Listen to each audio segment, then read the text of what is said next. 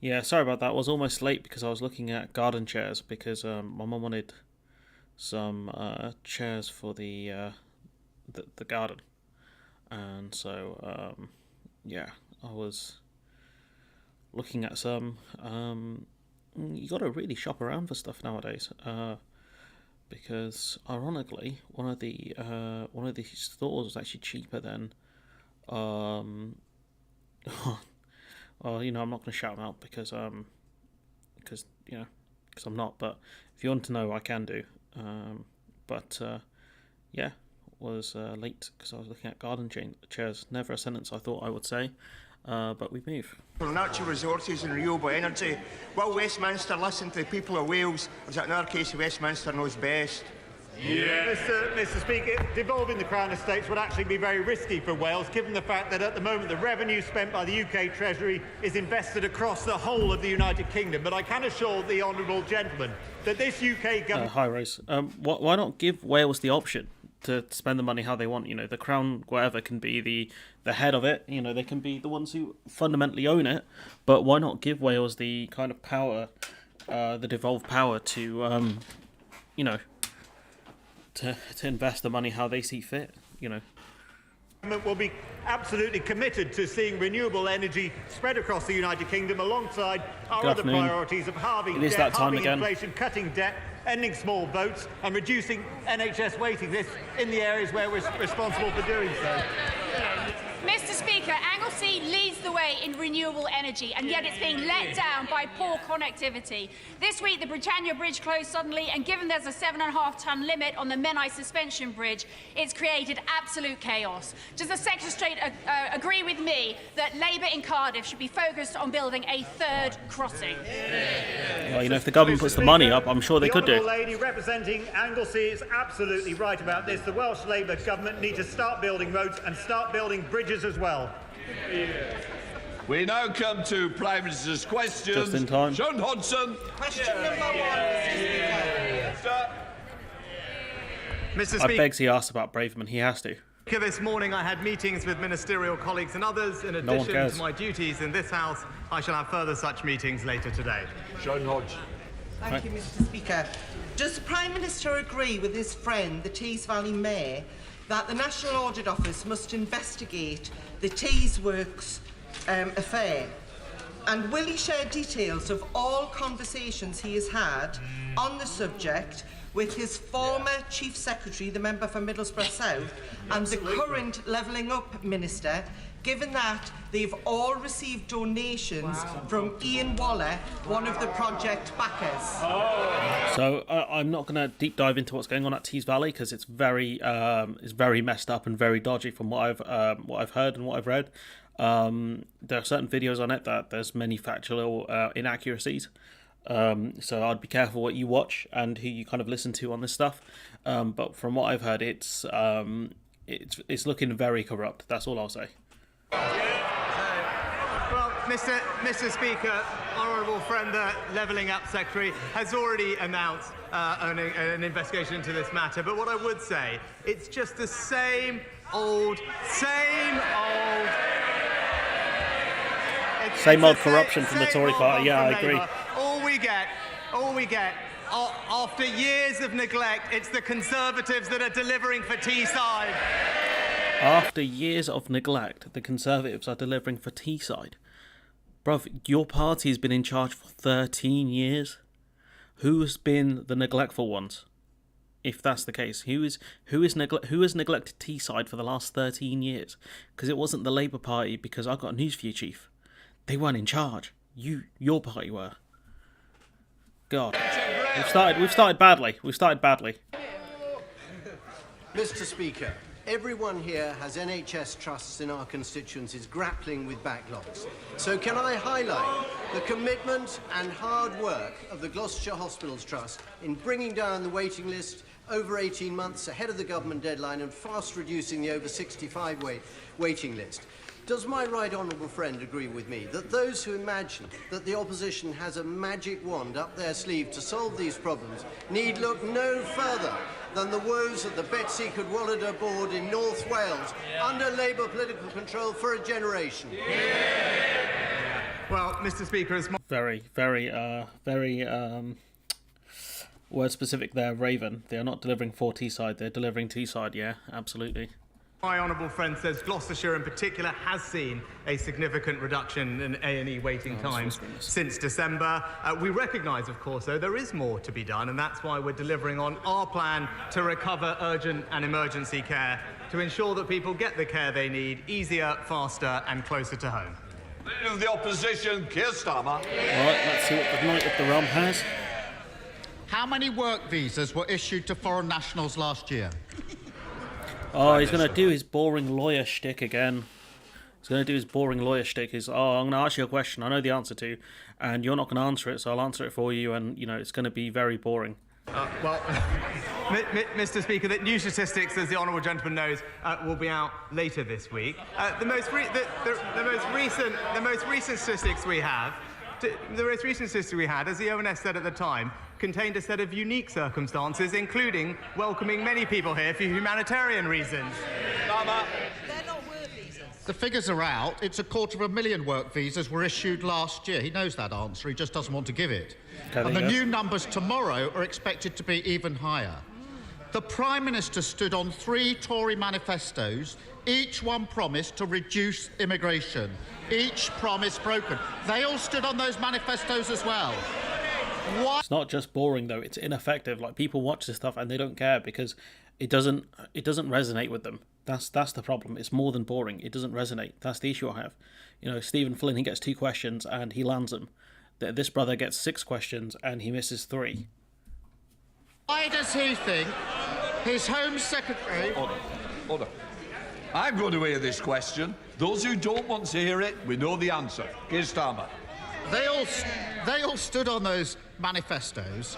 So why does he think his Home Secretary seems to have such a problem coping with points-based systems?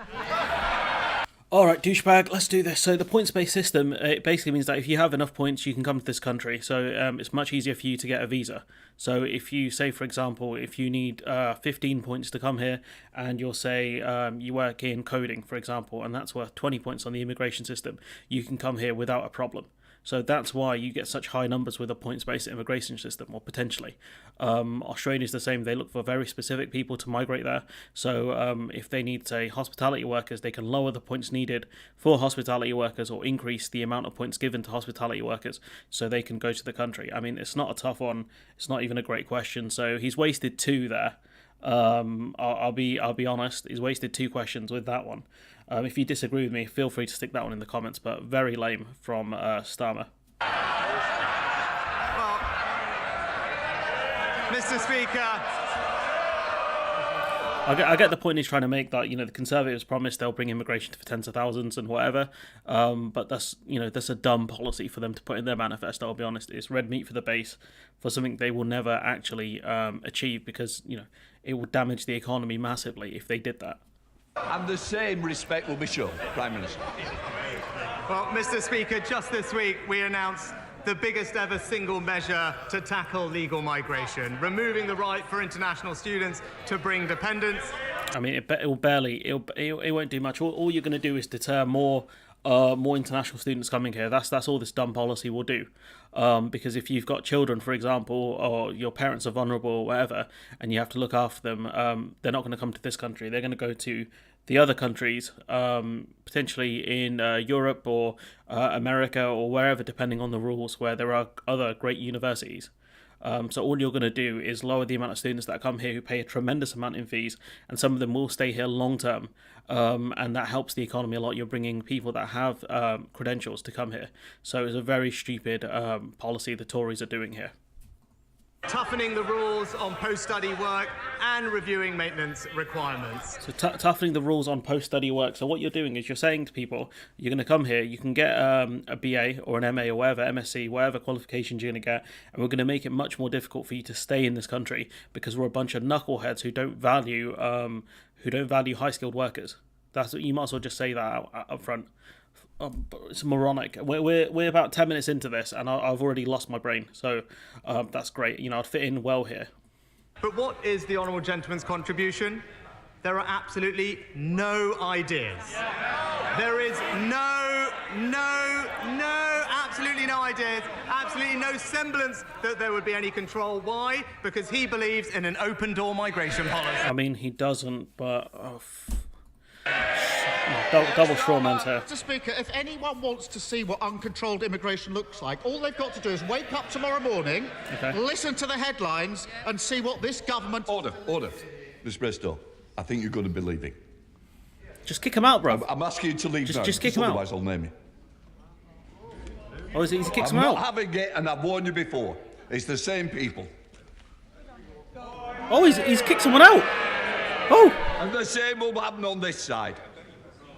Has he just kicked someone out? Has bruv got a spine now? What's happening? Mr. Speaker, the reason they're issuing so many visas is labour and skills shortages. And the reasons there are shortages is the low-wage Tory economy. I mean, it's beyond that. We don't have enough people. Unemployment figures are very low. We need more people in the country as well to actually do these jobs. People who are basically available to work. That's what we need. That's the fundamental problem. Under his government's rules, businesses in IT, engineering, healthcare, architecture, welding can pay foreign workers 20% less than British workers for years and... Hello, fact. You're gonna enjoy this episode, no doubt. It's already gone off badly. Years on end. Does he think his policy is encouraging businesses to train people here or hire... I'm not sure. I didn't catch a name properly, but it looked like he kicked someone out. He told them to leave, otherwise he would have been named. Right, okay. So yeah, he's saying leave or I beat you. Okay, fine. Abroad. Prime Minister. So he's talking about the shortages in the tech sector and other sectors, right? So what's Labour's plan to train these people up? I'd love to hear it, because they've done nothing on tuition fees and things like that. So it's going to be interesting to see what Labour come out with in that regard. But it's a fine attack line. Say the Tories aren't training people enough in this country, hence why the immigration numbers are higher. But what he fails to understand is we do fundamentally need more people in this country who are available to work. That's one of the problems we're running into. That and geography. The places where people are, it's not always where the pockets of unemployment are. But we move. He talks about immigration, but we know his position, because it turns out that Labour would actually like to see even more people coming to the UK. Increasing the numbers. That's not just my view, Mr. Speaker. Those were the words of his own frontbencher, who said having a target isn't sensible, and that the numbers might have to go up, Mr. Speaker. So it's clear, whilst we're getting on with clamping down on legal migration, listening to the British public, he's perfectly comfortable wanting to say that he wants free movement back. Right, so, Labour pretty clear on free movement of people, wherever you believe on that policy. But this is what I mean, people, when I say Labour don't have a consistent message. So here you've got Starmer basically attacking Sunak from the right on things like immigration, okay? And then you have a Labour frontbencher saying, well, I think I remember reading about this, there's no point in having targets and whatever. So you've got two opposing messages here, and this is one of the problems Labour run into, is there's no clear, coherent message. So the MPs, when they're asked about stuff, they panic and they give dumb answers, like this. Is that D. Smith standing in the alleyway? D. Smith. Mr. Speaker, they've lost control of the economy, they've lost control of public services, and now they've lost control of immigration. And if he was serious about weaning his government off the immigration lever, he would get serious about wages... So even the framing is something like, Farage or someone will say, weaning themselves off the immigration lever. Like, what is this? Britain, and get serious about skills and training. The apprenticeship levy isn't working. It's hard to find a single business that thinks that it is. And the proof is that almost half the levy isn't even being spent. That's fewer young people getting the opportunities they need to fulfil their potential. Businesses are crying out for more flexibility in the levy so they can train up their staff. Labour would give them that. Why won't he? Mr. Speaker, it's not the worst questioning. It goes beyond just apprenticeships, though. It will go fundamentally into trade schools and getting the certain qualifications you need. It's right that we're talking about education and skills. What he failed to mention IDS. is just in the past week, what did we discover? Thanks to the reforms of the Conservative government, our young people are now the best readers in the Western world, Mr. Speaker. I mean, bruv, reading isn't going to build you a house. You know, reading, unless you're going to read fundamentally how to build a house and do it all on your own, like having good literacy rates is good. It's nothing to scoff at. But in the context of massive labour shortages in the country, reading is not going to solve that. Unless you read books on how to solve a labour crisis and go from there. Like, this is comical. I mean, I've got him in a really poor, awkward angle, but... Reforms that were opposed by the party opposite. He also talked about our record on the economy. And I am very surprised, Mr. Speaker, because I've stood here week after week when he's been so keen to quote the IMF, Mr. Speaker. Oh, Jesus. He seemed to have missed their press conference yesterday, where they actually raised our growth forecast by one of the highest they've ever done, said that we've acted decisively to make sure that the economy is growing, and credited this government with having a very positive effect on future growth. And I think what Labour needs to talk about is the fact that, like, even if they grow the economy, if it doesn't go back beyond pre-pandemic levels, then we're still behind everyone else. And that's the exact line I'd be taking if I was Labour. But, you know, the geniuses in the party who get paid bank don't know that. Is the Prime Minister seriously suggesting that breaking the economy, breaking public services, losing control of immigration is some sort of carefully crafted plan? His policies are holding working people back, and all he offers is more of the same. But fear not, because speeding into the void left by the Prime Minister comes the Home Secretary. Nice. Not with a plan for skills, growth or wages, no. Her big idea is for British workers to become fruit pickers. Just in case, I can hardly believe she said this, that they forget how to do things. Does the Prime Minister support this let them pick fruit ambition for Britain? Or does he wish he had the strength to give her a career change of her own? He kind of lost it a bit there. I would have focused on the scandal aspect, I think. But yeah, you know, I'm available for hire, guys. If you want me to help you at PMQs, you know, if you need a ghostwriter, I'm your guy. But you know, fundamentally, this is terrible responses. So I'm just a bit miffed at this stuff. Paul Bristow, who got the boot, I don't even know who that brother is.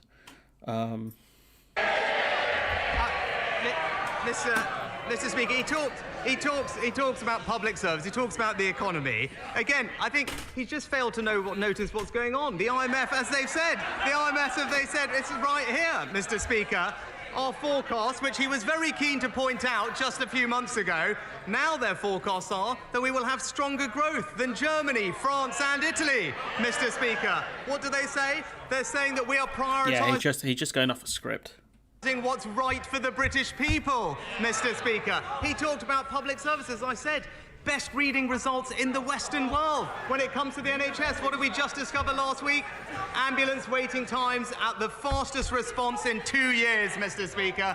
I mean, in fairness, you know, like with the ambulance stuff, right? We had COVID over the last couple of years, and it's the summer. Like, it's less likely. No, it's not even summer. It's early summer, so it's going to be less likely ambulances are going to get called out over the summer. You know, when it gets really hot, like it is now. It's getting a bit warmish. You're going to see more ambulances being called out, and the wait time's going up. But I can't lie here. I think Starmer's getting torched here. Starmer is getting torched. That's a Conservative government delivering for the British people. He needs a big next question. Yeah, fastest in 2 years when the service will be maxed out. Absolutely. Hello, Akis. Yeah, honestly, this is not going well. Mr. Speaker, the Home Secretary may need a speed awareness course. He needs a reality check. Not bad.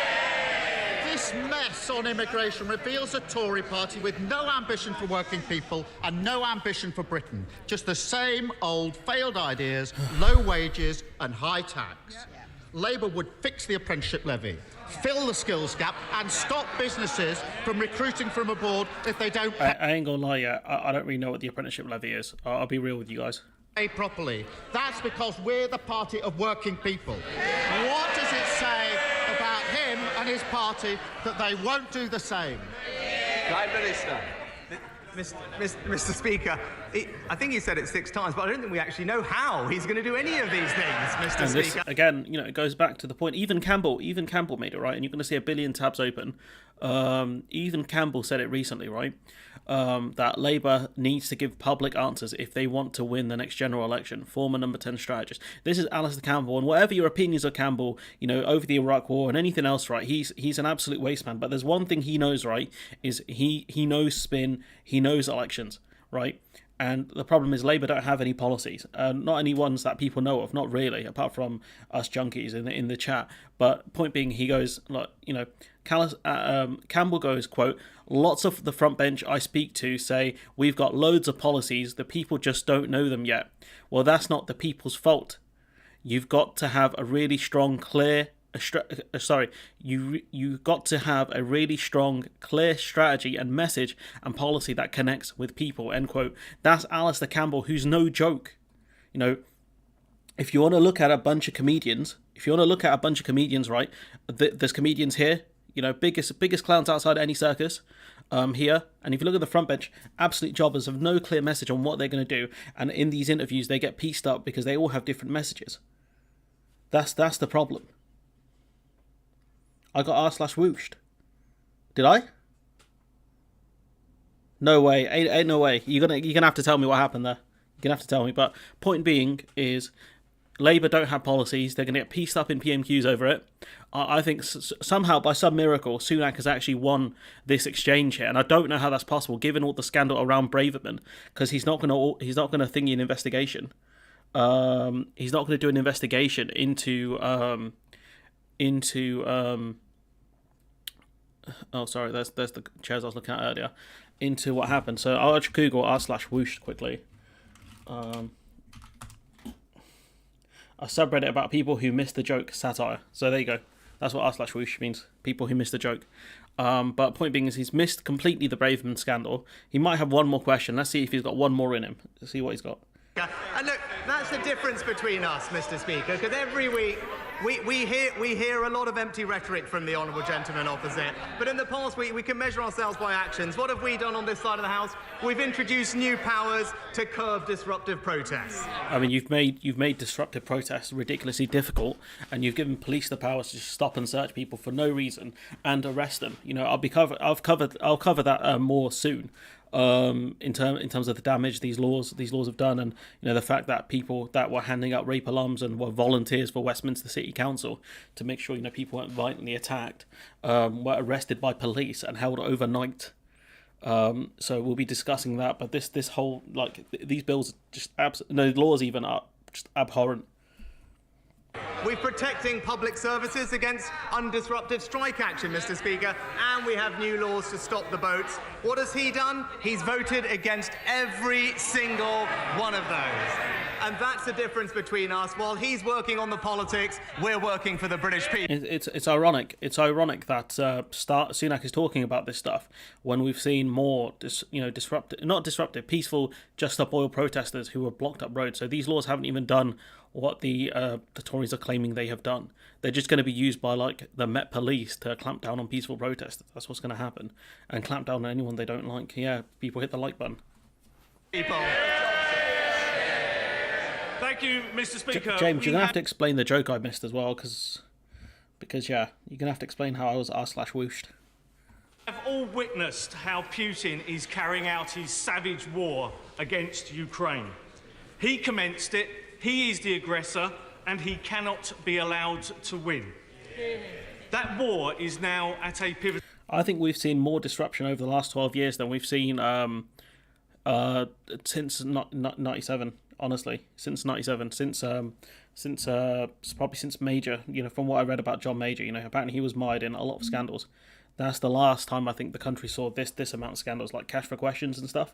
So I think the last time we saw anything this bad was, I believe, under John Major, and I doubt it was as bad as what we're seeing now. Honestly, you guys, some of the slightly older people in the chat can tell me about Major's time in Parliament and all the kind of scandals that kind of government was involved in. But as far as I'm aware, this stuff is way worse than the stuff that happened under John Major. But feel free to let me know in the comments. Pivotal point. So will the Prime Minister use his friendship with President Zelensky to ensure whatever military equipment they need, they will get, be that missiles, drones or jets? I mean, if you want to give them anything they need, give them Trident. That will stop Russia. This argument, give them whatever they need. It's just a bit silly. If you give them long-range missiles that can hit Moscow, for example, like that's going to cause a couple of issues. So you want to be careful about what you're asking for, what you're offering to Ukraine. Well, Mr. Speaker, it was an honour to welcome my friend President Zelensky to the UK last week. Friend. I think everyone will be collectively proud of the UK's leading role at the forefront of supporting Ukraine. We were the first. That was a lot more high pitched than I thought it was going to be. I'm sorry, people. Country to provide support for Ukrainian troops, first country to provide lethal weapons in Europe, at the first to commit main battle tanks, and most recently the first to provide long-range weapons. He will have seen the powerful scenes coming out of the G7 summit in Hiroshima last week, and I've always been clear that we will stand with Ukraine for as long as it takes. I saw the powerful scenes where you face planted multiple times and looked robotic as hell, so I remember those quite well. Leader of the SNP, Stephen Flynn. All right, let's see if Stephen Flynn can do something. Thank you, Mr. Speaker. Mr. Speaker, we learned today that the price of milk, cheese and eggs are up 29%. The price of pasta is up 27%. The price of a loaf of bread, 18%. Does the Prime Minister agree that this is no longer just a cost of living crisis? This is a cost of greed crisis. So that kind of goes to what Mary Black was saying, I think, fairly recently, where she was talking about it's not a cost of living crisis, it's a cost of greed crisis, where these supermarkets are charging people ridiculous money. It's not just the supermarkets either; it's everyone else offering people, charging people ridiculous money for their goods, and we are paying the most in Europe. I need to find. There it is. Britain suffer larger price rises for basics than EU shoppers. So, these are stuff I'm going to get to. I don't have these prepared because I know what the answers and what the questions are going to be, guys. I'm not that good. But point being is that the stuff I'm going to cover at some point soon. And his point gag went over his head and he dived into the actual policy. That wasn't the point. Okay, I guess. Jeez, I got r/whooshed, guys. I got whooshed by this great point that Starmer made, where instead of focusing on the Braverman scandal that's happened recently, he went for something else and just focused consistently on immigration. Whoosh! I was whooshed, guys. Starmer got me good there. He got me good. Sorry, gang. I'll do better next time. Jesus Christ, man. Yeah. He should have been prepared. All right, let's see. Well, Mr. Speaker, it was welcome that inflation has fallen today, but as the Chancellor said, we should not be complacent because there is more work to do. The Honourable Gentleman's right to highlight the impact of food inflation, which is too high. Common here in level. Inflation is coming. They say inflation is coming down. It's not coming down. It's not rising as quickly as it was. It was at 10 point something % before. Now it's at 8.7. But point being is that food inflation is still ridiculously high. It's much higher than the average inflation number, because I don't believe the basket of figures or the basket of goods that they use is at all representative, and that's something I think Fact will maybe mention in the chat if he gets a minute. People relate to that. It's easy on them. That's true actually. Bread, eggs, cheese, all that kind of stuff like that. That's stuff that you buy a lot of because they're staple foods. Bread is staple food, especially in England. Eggs, most definitely cheap protein, and they taste great. Cheese as well, tastes phenomenal. I'm not talking about the expensive stuff. I'm talking about the cheese stuff, the cheapish stuff. It's leveling, and that's all. Starmer focused on CPI. It should be RPI, retail price index, around 18. I think it's higher. It was 19.1. But I don't know if that was the latest figures. I've covered it before, so not great there. Starmer talks about Mintai. I don't know what that means, and fails to hit the big picture. His failure to address Brexit-related economy issues lets Sunak off the hook. It's not just that. It's his failure to really pin him on anything. That's one of the problems that I'm seeing here, and it's just incredibly frustrating. I'll be honest. that we've seen in other European countries like Sweden and Germany. We are providing significant support to help people with the cost of living. You're really and not. The Chancellor has met with companies in the supermarket and food supply chain to make sure that they are doing everything they can to bring prices down. Yeah, I'm sure the mandem at like Tesco's and Asda were like, yeah, bro, we're doing everything. We're doing everything, man. Everything I possibly could, right? Apart from bringing down the prices where we can, we're doing everything. You know, we've reorganised the store. We've made it look tidier. We've lowered the amount of like value goods that we may or may not have. We're doing everything, bro. Everything we can to help with this stuff. Absolute baloney. Absolute baloney for the most part. They're making ridiculous amounts of profit. You know where the money's going to. You know, one of these supermarkets was bought out by a leverage buyout, which means the parent company's going to be looking at a big return, because it's all, the company's leveraged to hell, which means they're going to pay high interest rates and things like that. And the only way you're going to pay that back is by making sure you maximize profit. Eggs alone at 40. Jesus Christ, man. Eggs have been going up pretty rapidly. We're putting 100%. We're putting pictures of fruit so people know, this is what you could be having if we didn't have shortages, etc. You fall into the establishment trap when you talk about what are their policies, where's the detail. When you have a party in power, the civil service, versus an opposition that do that. Bro, James, I'll be real, yeah? You're talking absolute nonsense, because if Labour... Look, this is not me. Unless right, you're telling Alistair Campbell... where's that tab gone? Bear with me 1 second as I try and locate it. There's the see. Is Alistair Campbell falling for the establishment trap as well? Is he? Because this is a guy who knows how to win elections. This guy is no joke. He's no joke, right? Unless you're telling me Alistair Campbell has fallen for the establishment trap as well, you don't know what you're talking about. Honestly, you're just talking absolute rubbish, James. I'll be real, absolute rubbish. I guess Campbell's fallen for it as well. Campbell's fallen. We're all fallen. This is his genjutsu, his illusion, right? We've all fallen for it. He knows better than all of us. Everyone in chat evidently is wrong, apart from you, James. So all 15 other people watching this, you're wrong. Starmer, he knows what he's doing, gang. This is absolute baloney. Campbell, who is unofficially part of the Labour team as far as I'm aware, is saying you need policy solutions, you need a clear message. I've been saying this for over a year. Right, so I'm just getting frustrated here with all this kind of nonsense and the constant gaslighting of, I don't know what I'm talking about. These people know better, and evidently they don't. It's just nonsense. Sorry, you just come in to me just being absolutely just on tilt. You can add 20% to everything in the co-op, bruh. Staples, bread, pasta, etc. In economic terms are giffen goods. Their consumption goes up with prices, as those on the poverty line can't afford non-staples that have risen in price. Yeah, as long as the rice is left alone, I'm all good. But once they start taking the rice from me, that's when we get real problems. That's what happened during the pandemic. But yeah, these are basic staple foods that keep people going. Without policies, you're just blowing smoke. Absolutely. But I've been r/whooshed, guys. It's gone over my head. Jesus. Stephen Flynn. All right, go on, Flynn. Second question. Let's get real, because the food inflation remains at a near 45-year high. Now, yesterday the Treasury indicated that the Chancellor stands ready to act, but his actions seem to be predicated on the outcome of a review by the Consumer and Market Authority. So can the Prime Minister perhaps enlighten us? When does he expect that review to conclude? Because what's he talking about? Sorry.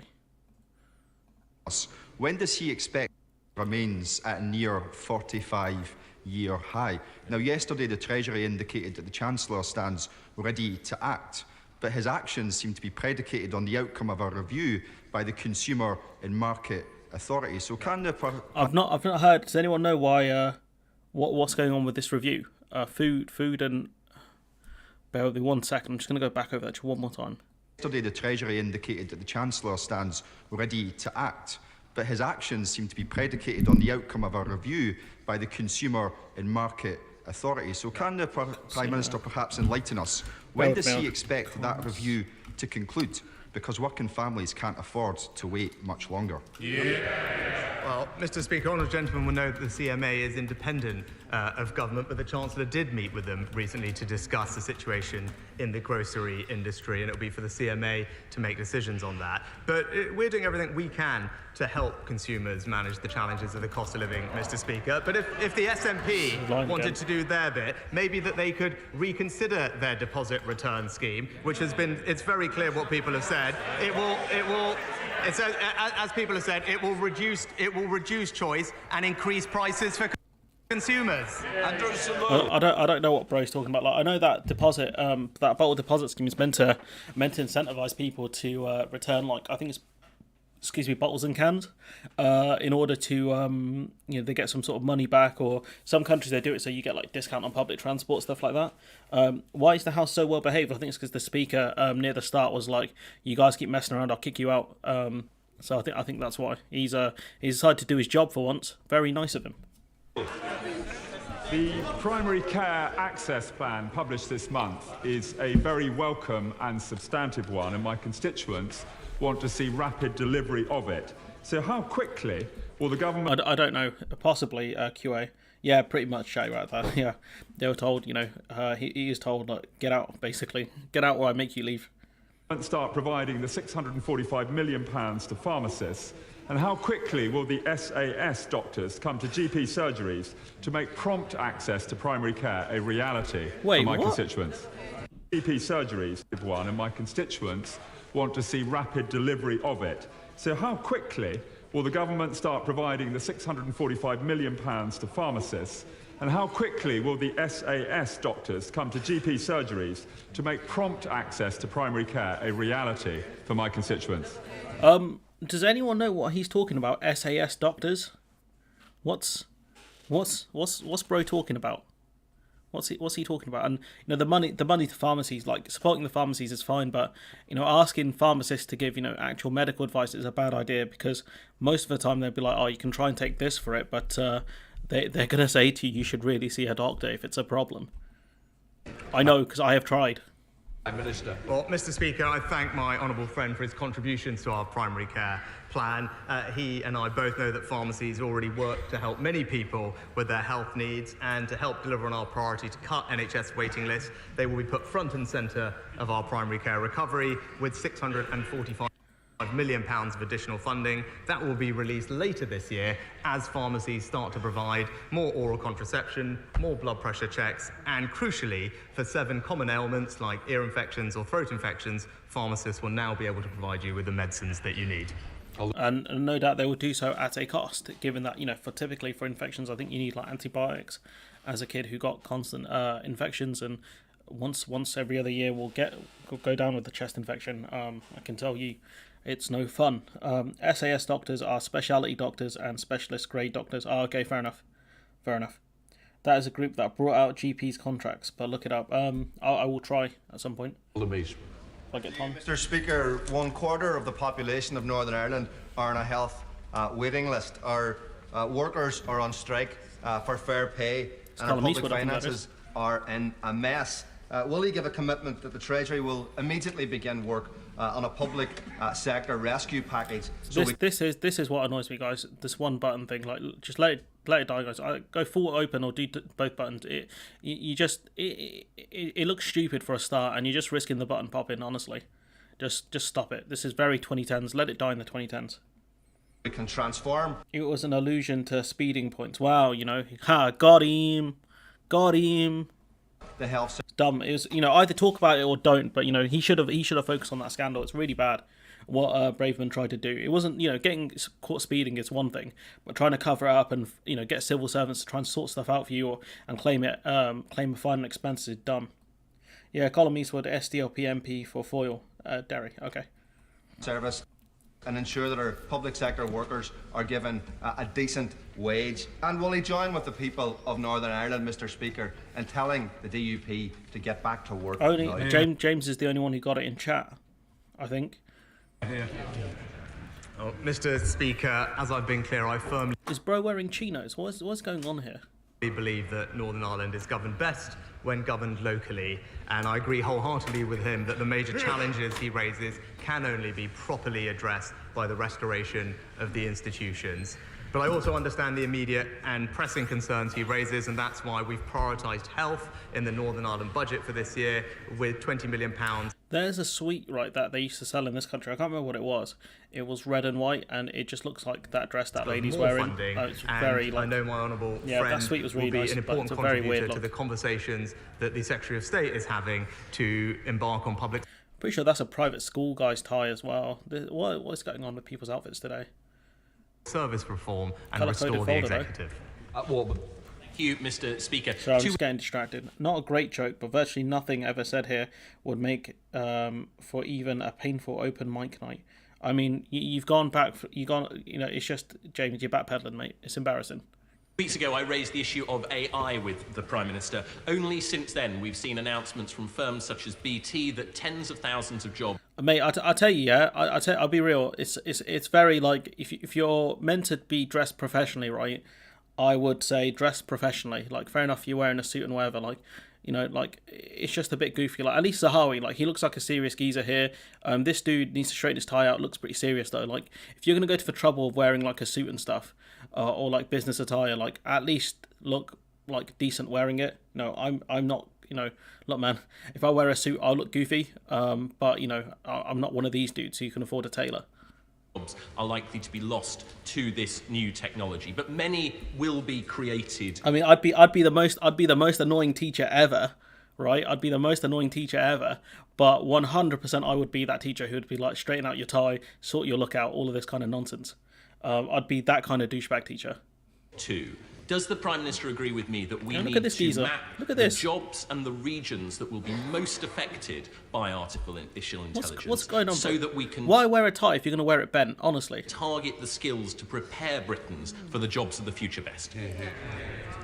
Well, I think my honourable friend makes an excellent point, and like him, I believe that AI does help everyone can realise the benefits that this may bring. Anna Mackmore. Thank you. While the Prime Minister upgrades his local energy grid to heat his 40-foot... Members tie of the MCC. All right. Hands oil and gas companies, the likes of BP and Shell, 11.4 billion in tax breaks. He scraps the energy price guarantee scheme, plunging record numbers of people into poverty. Is it just a coincidence that these same energy giants funded the Prime Minister's leadership campaign, or is he simply out of touch?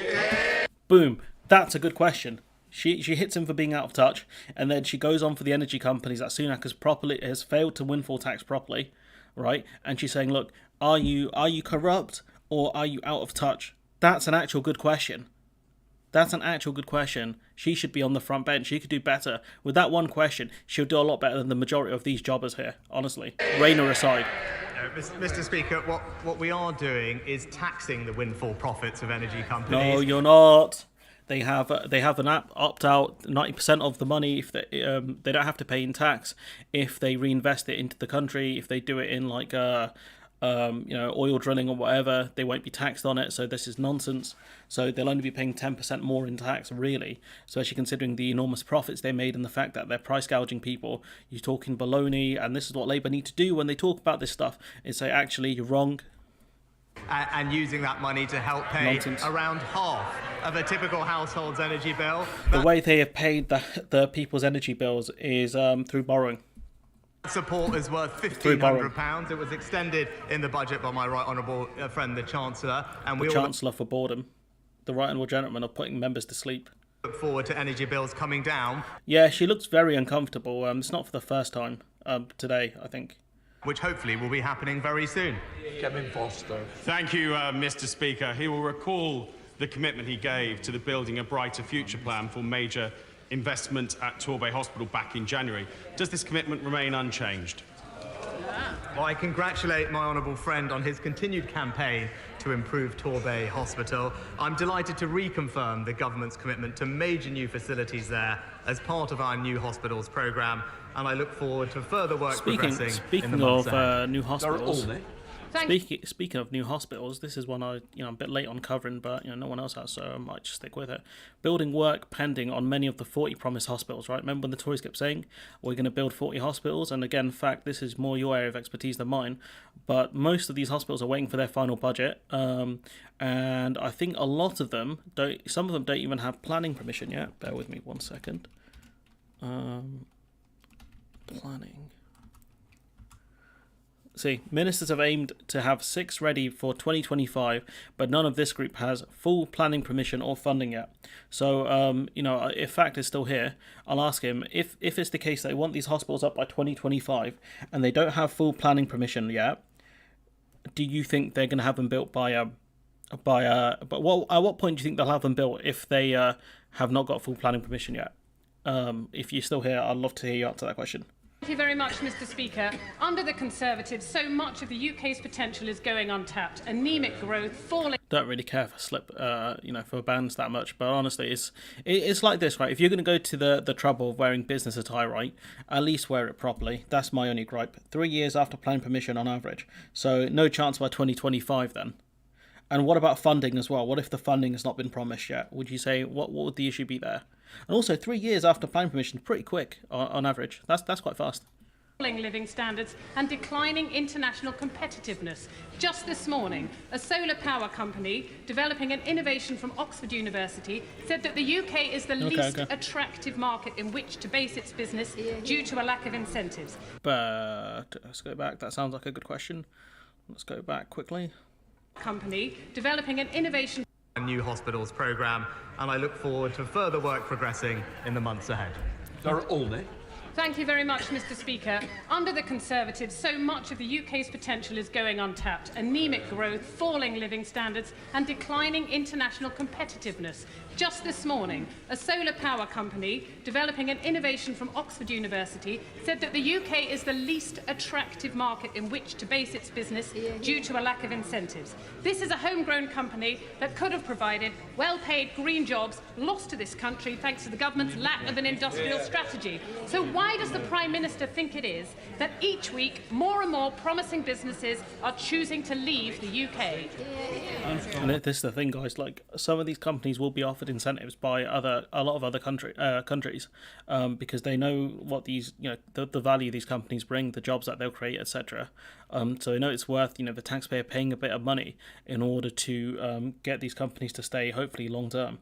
Most require bylaw approval, then planning permission. In effect, you can carry out a refurb project without permission as long as it's built in accordance to local. Okay, that's fair enough. But with what the lady's saying here, I think that's a great question. Of you got a company that their technology or whatever was helped develop by Oxford University, and they're looking to set up shop elsewhere. I wonder why. Mr. Speaker, the honourable lady obviously missed the comments. Yeah, honestly, the phones thing I find a bit frustrating as well. From the IMF yesterday, upgrading our growth performance. She obviously missed the survey of thousands of global CEOs just recently placing the UK as their #1 European investment. All right, big man, we're talking about this company specifically, a solar panel company. If you talk about the future being green, clearly it's not the UK's future. Destination, and it sounds like she also missed my trip to Japan last week, where we announced £18 billion of new investment into the UK economy. Anthony Brown. Okay, what's that got to do with solar panels and the solar company, unless it specifically got carve-outs for them? It's just classic dodge of, we're investing X amount. It's like, is that going to help, this specific company or constituency? No. Thank you, Mr. Speaker. Liberal Democrat-run South Cambridgeshire District Council is the first in the country to put its staff on a 4-day week without any reduction in pay. It's led to a reduction in services and an increase in costs. And yet last week, the Liberal Democrats decided to increase the trial to a year. Why? Because the staff were happier. And now unions are pushing to spread the 4-day working week across the public sector, something that the Taxpayers Alliance estimates will cost £30 billion. Who funds the Taxpayers Alliance? Does my right honourable friend agree with the Prime Minister, agree with me, that the public sector are here to serve the public and that the Liberal Democrats aren't working? Yeah. They're working a damn lot harder than you guys are, and a 4-day work week is not a bad idea, honestly. I honestly.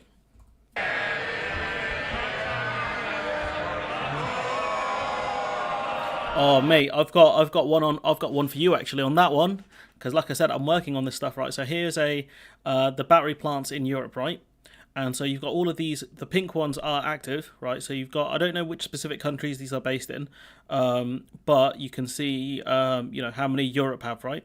So 1, 2, 3, 4, 5, 6, 7, 8 active plants, right?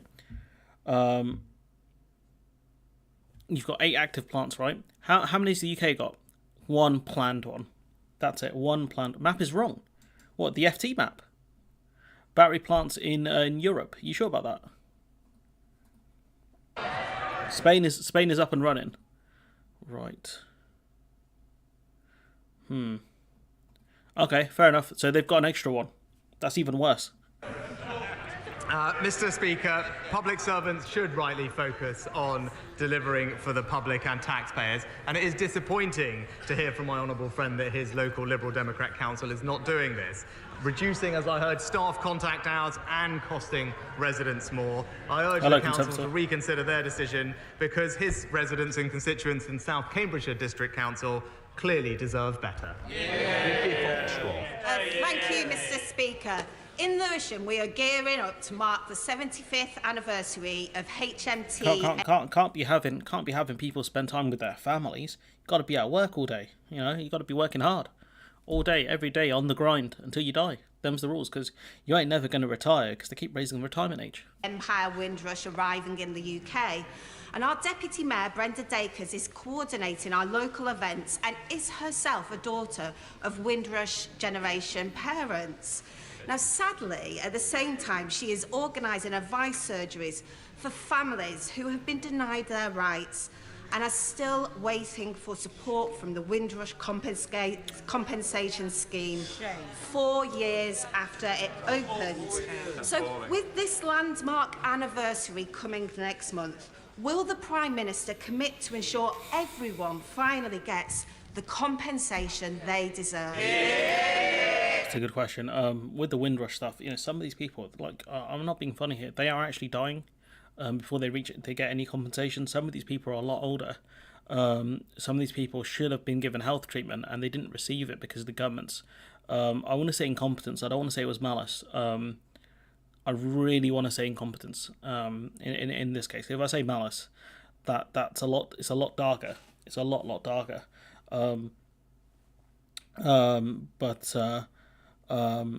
But yeah, honestly, there are stories of people caught up in the Windrush scandal, people who were deported, etc.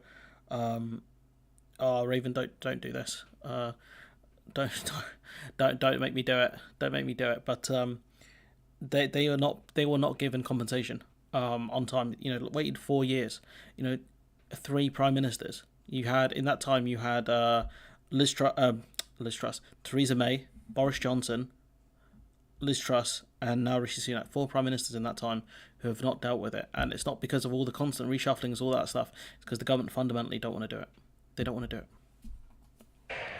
Well, Mr. Speaker, I pay tribute to the honourable lady's constituent for all the work they're doing locally.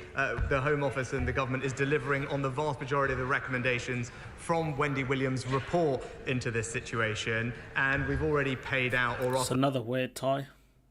I believe over £70 million in compensation, and there are hundreds of engagement events happening to ensure that people are aware heartless, of what they're able to access, and will continue to do that engagement as we promised. Brendan Clocks. As Dr. Fate said, justice is blind, not heartless, and this lot are absolutely heartless.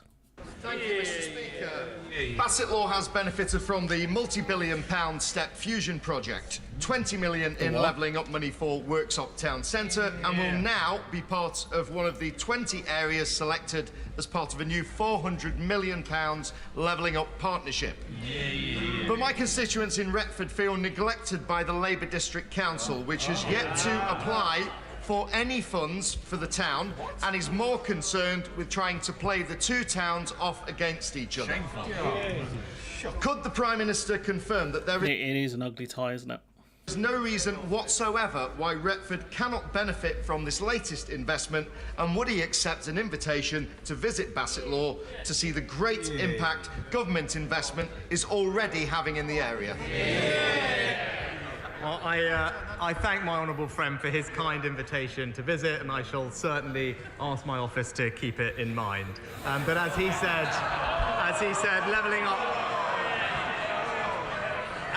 levelling up partnerships are a commitment to work hand in hand with 20 different places across England, most in need of levelling up, and to make sure that they can realise their potential and ambitions. As he says, they're backed by £400 million of investment. We'll make sure that they can be supported to thrive. And I know my right honourable friend, the Levelling Up Secretary, is looking forward to working with colleagues in Bassett Law to identify the best place to focus their work, which could, of course, include Retford.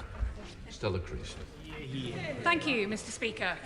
In 2016, the Prime Minister told people to vote for Brexit because it would stop unelected officials in Brussels having more of a say than his constituents. In 2023, he's asking his MPs to block Amendment 42 to the EU law bill to give unelected officials in Downing Street more say over laws than this chamber. Nice. Given the worries and the warnings from his colleagues, why is he going to let the blob have more say over things like holiday entitlements than the people who were elected to do so? So yeah, that's one of the things that kind of EU retention bill, as I call it, the EU deregulation bill, will give ministers the power to gut holiday pay and other workers' rights. And these people were not elected on a mandate to do so.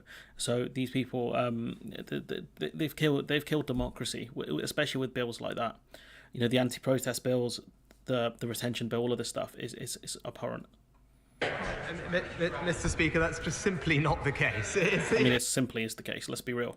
It's the elective government that will be making decisions about what the right regulations are for our country. And it's absolutely right that as a result of Brexit, we can now do that, which is why we are repealing and reforming over 2,000 pieces of retained EU law. As far as I'm aware, it's 600. I don't know where he's getting the 2,000 figure from. I swear, last time I checked, it was 600.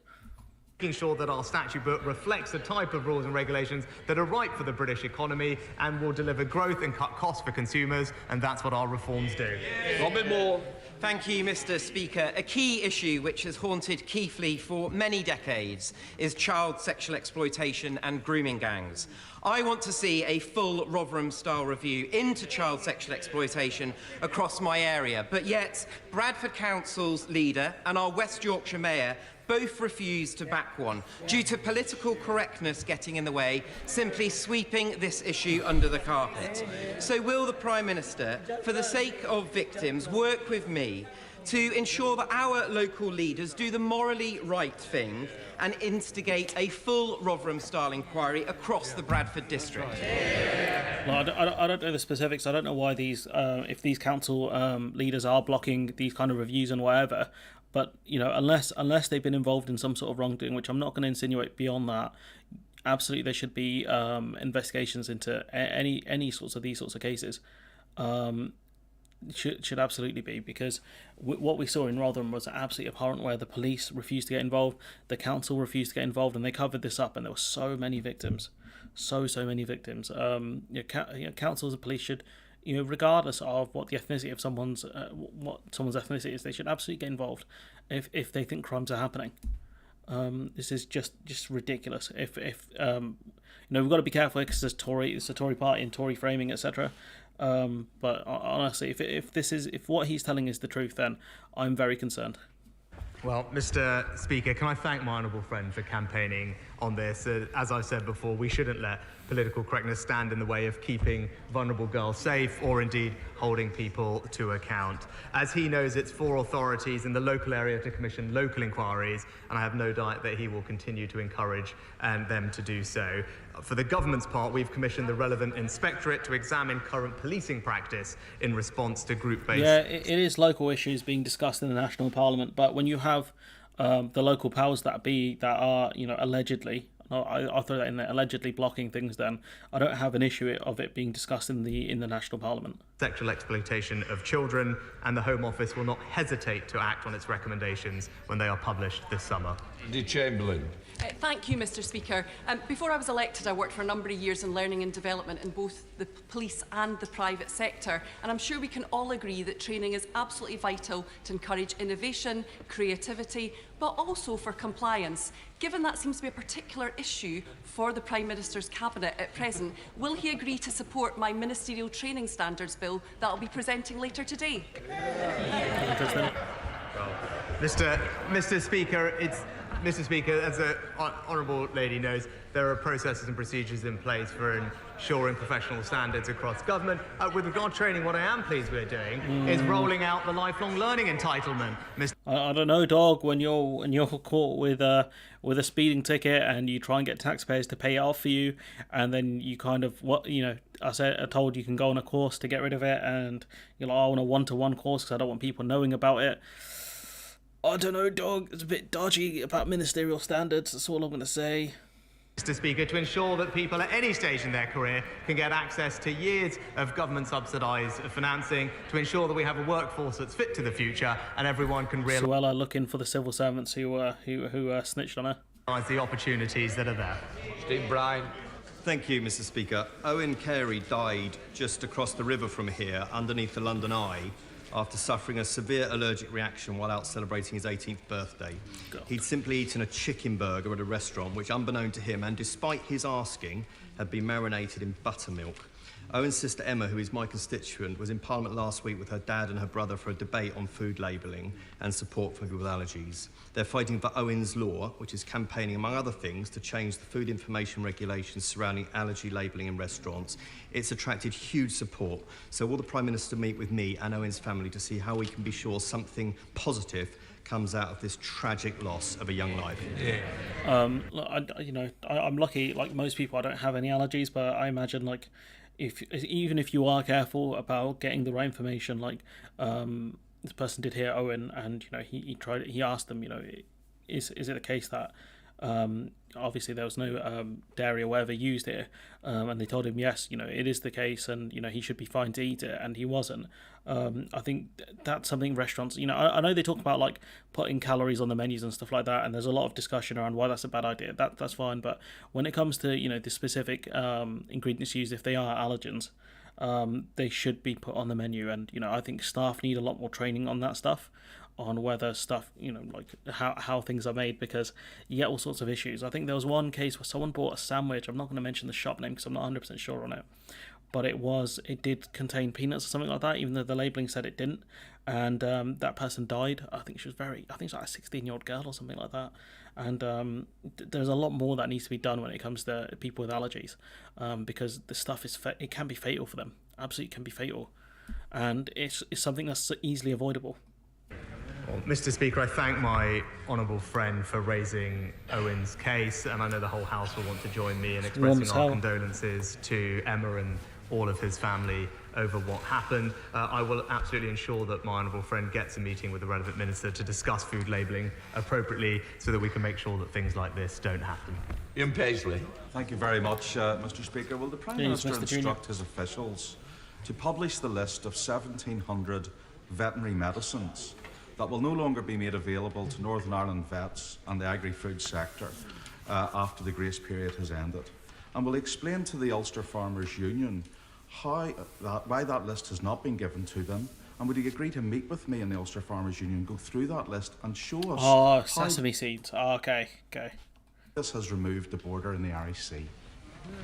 Well, Mr Speaker, as the honourable gentleman knows, when we concluded the Windsor framework, what we did was make sure that there was an extension in the grace period for veterinary medicines to give us the time to find a long-run solution to that particular issue. But the honourable gentleman should take heart, because on the issue of human medicines, which I know is important to him and everyone else in Northern Ireland, what we did achieve was complete and full dual regulation of medicines and a dialogue with the EU to resolve the issues in veterinary medicines. citizens, and I know that he will want to make sure that we engage closely with him and the UFU, which we have been doing, to find a resolution in the time we have. But I know he will also join me in being very happy that we protected access to human medicines in Northern Ireland, which was a priority for him and his party. So Sunak kind of moving the goalpost there from animal medicines to human medicines. I'd be surprised, given the fact that Ireland's such a big producer of pharmaceuticals, and Ireland has a massive agri-food sector as well. I'd be surprised if they couldn't source those medicines from Ireland. Maybe fact will correct me on that one as well, but I'd be very surprised. In my opinion, you need national, regional, and local governments for issues on those levels. Discussing local issues in the House of Commons is similar to discussing UK foreign policy. I disagree with that, Conservative. I think if there's an issue at local level, bring it up at the national level. It makes sense given the structure we have here. It was clever manoeuvring by Sunak there. You can see him shift the goalposts. So that was something. What happened to accountability, Rishi? I've got something cooking on that one. Don't worry about that. That's a bit of a bigger video project I'm working on, but I just need to get through some of the smaller ones first. So don't worry, I'll get to that. Tom Hunt. Firstly, I really look forward to welcoming the Prime Minister to Portman Road for Ipswich Town, Southampton next season. And of course, in addition to Ipswich Town, Ipswich Wanderers have also been promoted. Great news for a town. Yesterday, though, we saw, despite the Public Order Act being passed, we saw images of Metropolitan Police standing around and doing nothing, whilst eco-protesters were wreaking havoc in our capital. Does the Prime Minister agree with us? The moment those activists stand on the road, they should be immediately turfed off the road, like there are in many other countries. Seems a bit authoritarian. Mr. Speaker, on honourable friends, first observation, all I can say is ouch, but thank you. But I look forward to the game. But on a second, more substantive matter, this government has passed a serious disruption order, which will ensure that police do have the powers that they need to tackle. The tie is a Royal Regiment of Fusiliers regimental necktie.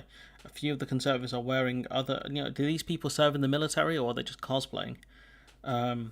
Accountability. We'll never see that. Slow-moving protest. It was a power that the police specifically asked the government for. We've delivered it and put it in legislation. He knows what I know, is that the party opposite tried to block that from happening. So you're telling me you passed this law that the police specifically apparently asked for in order to stop slow-walking protesters, and when the police actually had to use said power, they refused to do so? I mean, that seems a bit dodgy, don't you guys think? But with that, I think the police already have the powers anyways. If you're blocking the roads, etc., the police always had the power to move you on. So the argument that they need to put new powers is ridiculous. The only thing they've done is given police the powers to really just harass more minorities and women. Let's be honest. Excuse me. And if there's anything the Met Police or members of the Met Police love doing, it's harassing minorities and women. Thank you, Mr. Speaker. Prime Minister, we have 4 million children living in poverty in this country. Yet we are the 5th richest economy in the world. So I'm not going to lie, I think we're 6th or 7th now. We're not 5th anymore, unfortunately. The Prime Minister say why he would not support universal free school meals for all children to end child poverty. He's going to say that the children who are like middle class or whatever would benefit from this, and that's why we're going to do targeted support. Mr. Speaker, the numbers are actually as follows. Since 2010, there are 1.7 million fewer people living in poverty as a result of the actions of this government, and that includes hundreds of thousands fewer children living in poverty. And most importantly, because like the Honourable Lady, I do want to ensure that children don't grow up in poverty, but we know that the best way to do that is to ensure that they don't grow up in a workless household. And that's why we have reduced the number of children growing up in a workless household by several thousand, and that is the most powerful thing we can do in the long run to give those children the best possible start in life. The problem is, bro, as we've discussed previously, work doesn't pay enough, especially in the current climate where inflation's so high. Even if you get the parents into work or whatever, it's not enough. Like, there are a lot of people in work who claim benefits because their work does not pay enough. That's a fundamental problem with pay, how the pay works in this country, amongst other things. But the idea that, we're going to get people into work and it's going to solve the problem is absolute nonsense. Because of that, raising children is very expensive. The state doesn't offer a lot of support. But when it comes to working, you could have both parents working in the household, even full time, right? And sometimes that's still not even enough because of the cost of living, especially now. So the argument of people, getting people into work will resolve the issues is just nonsense. You change the definition of poverty, yeah, that's something I need to look at because of population decline. I know it won't happen. It's a bit ridiculous to say when you bring back accountability but not enforce it. Mr. Speaker, Nancy Spencer from Darlington has raised over £35,000 for St Teresa's Hospice in the last 25 years. Nancy's next adventure was to do a skydive, but having had a pacemaker fitted, her doctor refused to sign it off. However, undeterred, my 80-year-old constituent managed to secure sign-off for a wing walk. Will my right honourable friend join me in wishing Nancy well as she takes to the skies this Saturday? Normally I try and avoid kind of filler questions like that, but that's one brave lady. I'll be real. That's one brave lady. Well, can I join my honourable friend in thanking Nancy for all her fantastic fundraising work, and of course wish her the best of luck for Saturday. I do wonder if my honourable friend will be joining her, and in particular many of my own constituents use St Teresa's Hospice over the years, so I know what fabulous work it does. But more generally, the hospice sector supports more than 300,000 people with life-limiting conditions in the UK every year, and I pay tribute to all the staff and volunteers working in palliative and end-of-life care for the incredible work they do. Mr. Speaker, does the Prime Minister agree that it's completely inappropriate for schools to encourage young people under the age of 18 to socially transition, for example, by changing their names and their pronouns? All this is going on without parental consent or even knowledge, in breach of parents' human rights. Will the Prime Minister instruct the Department of Education to order schools to stop indoctrinating our children and to concentrate on their duty of care to protect them? So it's Andrew Bridgen. He was kicked out of the Tory party and pushes all sorts of nonsense. But like what he's saying is the schools are encouraging this stuff. Like I'm not a person in school, but as far as I'm aware, it's not really the schools pushing this stuff. So what he's talking about is absolute nonsense. The school, people have asked the schools to be more accommodating of these sorts of things, but the argument that the schools are encouraging people to transition is, I think, nonsense. By the way, it's the decline of children versus adult that is worrying element of population makes up.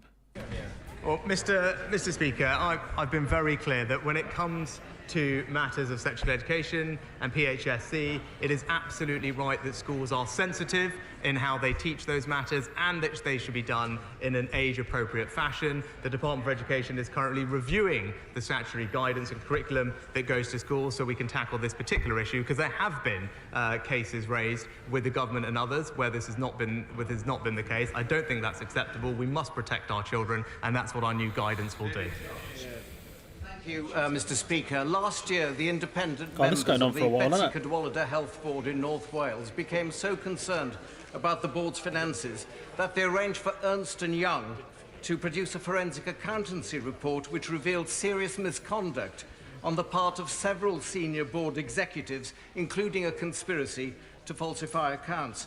Astonishingly, the response of the Labour Welsh Health Secretary to this scandal was to demand the resignation of those independent board members, while almost all the senior executives in question have been allowed to remain in post, many of them drawing six-figure salaries.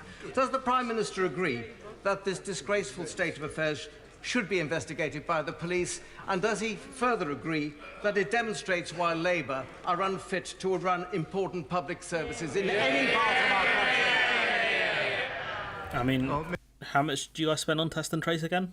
Can you just let me know? Was it 32, 36, 37?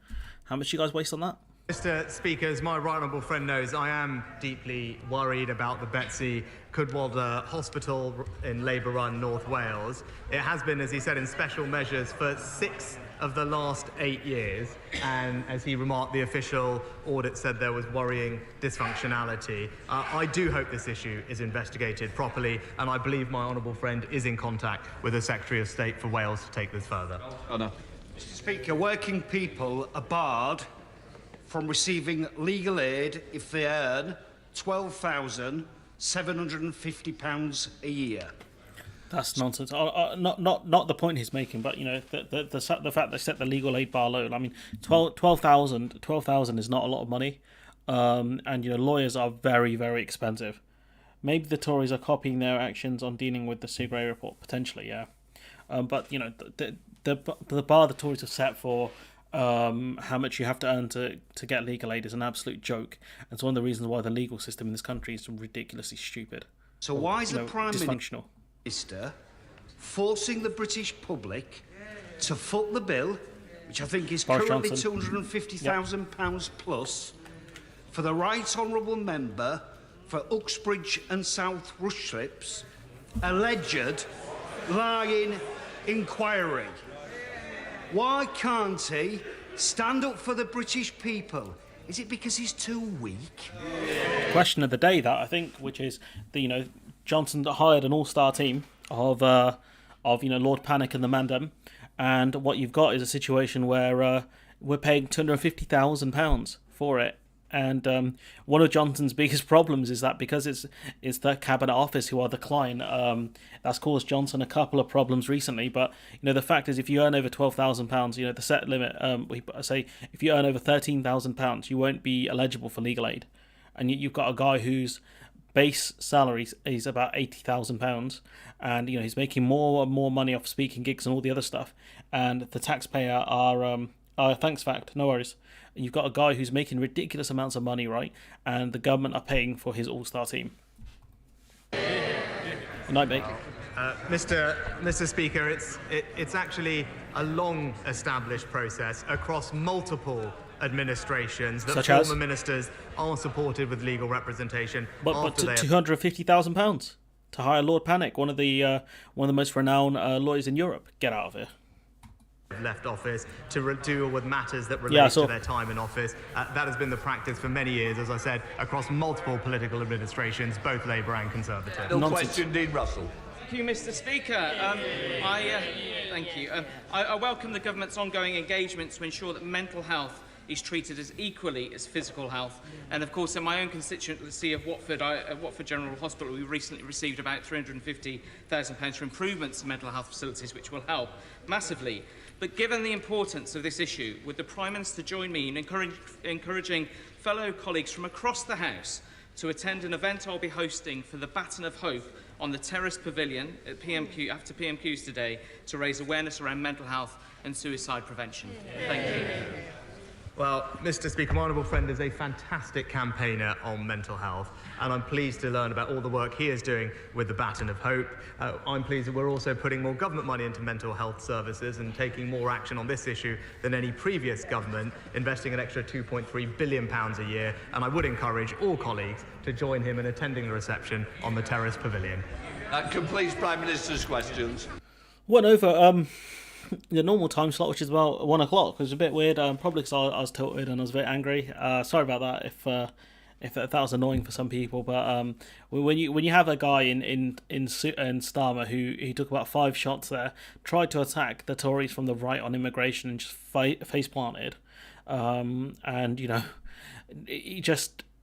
this was a very, I know certain brothers are going to try and spin this and say, oh no, don't worry, Starmer did really well here. But honestly, this is the worst performance I've seen from Starmer, and arguably the best performance I've seen from Sunak in a long time. Flynn did okay. I think focusing on cost, kind of the cost of greed crisis, I guess.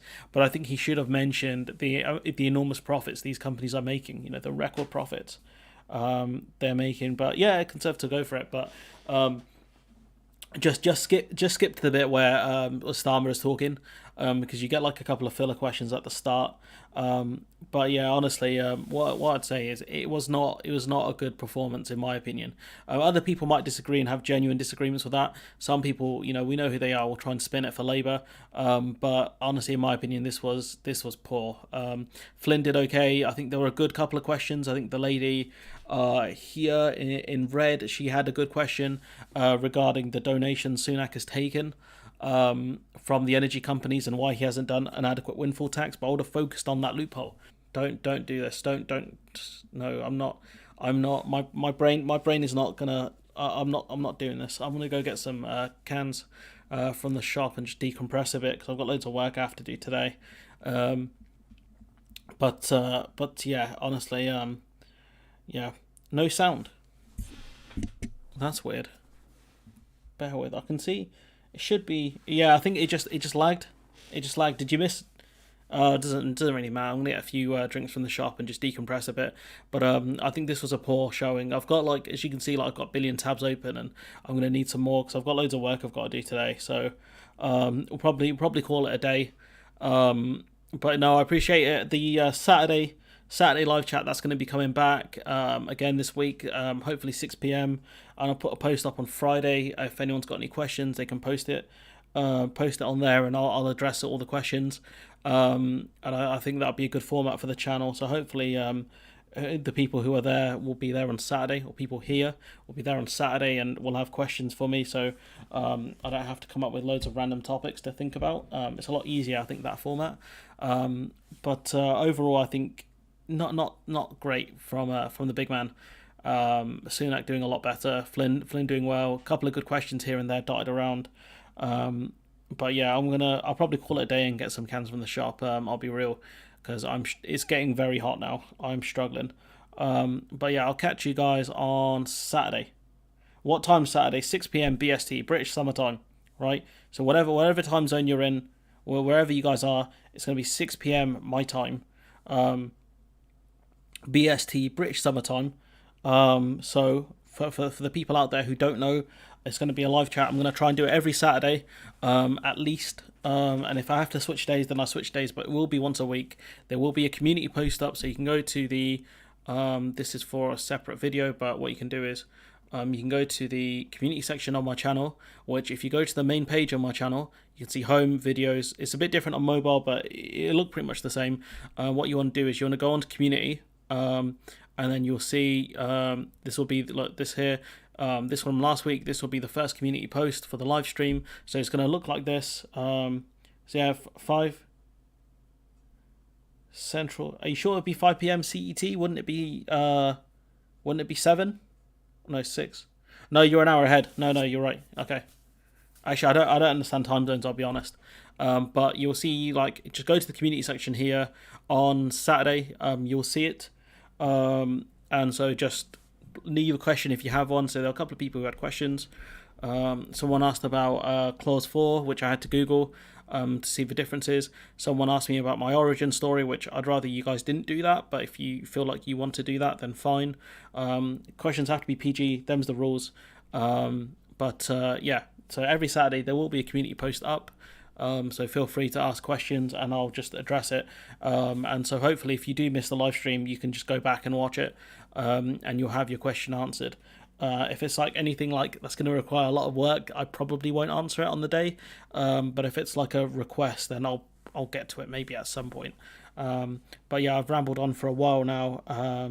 So is there anything left to say? Apart from, I'll catch you next time. Like I said, 6 p.m. BST, whatever time zone you're in. 7. There you go. 7. I had a feeling. 7. There you go. 7 p.m. CET, which I think is Central European time. But I'm not 100% sure. But yes, I think that's right. It will be. So what I can do is I can just schedule it anyway, so you'll see it in advance on the channel page, and it's going to be hopefully a live stream where you can go back and watch it and it'll still have value, because that's what I do with the guy I based on, which is the Luke Thomas live chat, which I'll show you that quickly. If he copyright claims me, I swear to God I'll punch him. I'll actually square up, even though he's like 6'4". So he does the live chat. So if you go on his channel, what he'll do is he'll have like timestamps and stuff as well, which I'll probably add if it gets popular enough to warrant me doing this. But he has, like, you know, timestamps. He'll ask people questions. So if you go to the community section on his channel, he'll put like a picture up, which I think helps. So it'll be like, who has a question for the live chat, France and Ghana situation, all that kind of stuff. So that's kind of the guy I've based it on, because I think his channel is quite good in a lot of things. So yes, you are an hour ahead of the UK, 1 hour into the future, so you can tell us what's going on an hour in advance. Yeah, so nothing much more to say, I believe. which is a bold strategy. Let's see how that plays off for him. Decades, yeah, you wish. But anyways, I've lost my place now because of Conservatives' bad jokes. Point being is it's going to be 6 p.m. UK time, 7 p.m. CET, whatever time in America and everywhere else in the world. Bangladesh is like 6 hours ahead, so if you're in Bangladesh and you're watching this for whatever reason, make sure you check your time zone, and I will be live, and I'll have questions. If people want questions being answered, I'll do my best to answer them. I feel like last week did really well. There are a lot of praise from people who said, they really enjoyed it.